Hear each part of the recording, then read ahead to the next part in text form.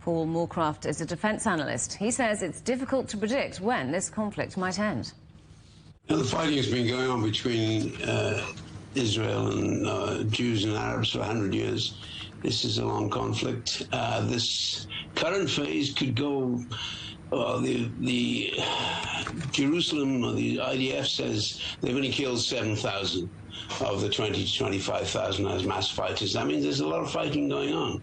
So they think it's going to take months, whereas most people think the Americans will put pressure on to make sure it's weeks. So it all depends on the leverage and the way it's applied by Washington. So it could go on for a long time. There's never going to be a victory. You can't kill an idea. So this fighting will go on, and urban fighting is always the most bitter.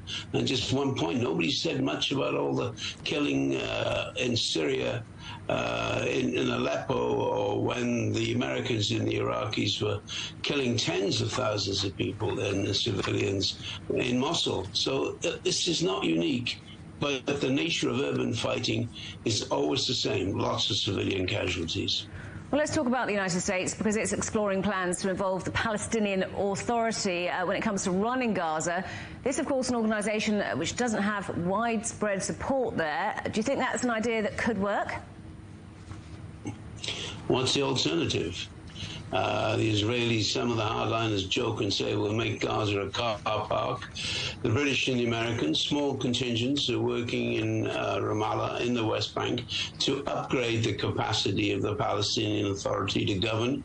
But it's very, very unpopular. Just looking at those pictures of the people released from prison, half of them were waving Hamas flags, as well as Palestinian ones, and the green headbands of Hamas. Hamas this is what it's done, although it's horrible, the atrocities. In strategic terms, it's like 9/11 or Pearl Harbor. They have established the right of Palestine. Instead of being passed over, they have to be the central solution. And frankly, the Palestinian Authority is aged, corrupt, works hand in glove with Israeli security and intelligence. It's going to be very, very hard to get the Palestinians to go in and run Gaza. But who else is there? There has to be a lot of support from the Arab states, particularly Jordan and particularly in Egypt. And of course, people forget they keep on criticizing Israel, but they're very anxious for the IDF to destroy Hamas. They hate Hamas and the Muslim Brotherhood, where Hamas comes from. So they are criticizing Israel massively at the moment, but they could work with a revived Palestinian Authority to try and restore some civilian governance. And the European Union and the West is going to spend a fortune now on rebuilding Gaza, at the same time as rebuilding Ukraine, because that war will end perhaps in the next year.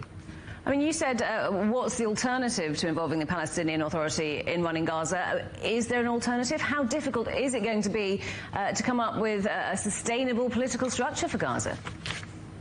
Well, you need new leadership all around. Hamas, because it's a jihad, it's exactly the same as Islamic State. It believes in international jihad, doesn't believe in talking to the Jewish state. And just as much as the Israeli hardline government doesn't want it's manipulated the Palestinian Authority, it has to change. There will be an election in Israel. At least Israel has elections, reasonably fair ones.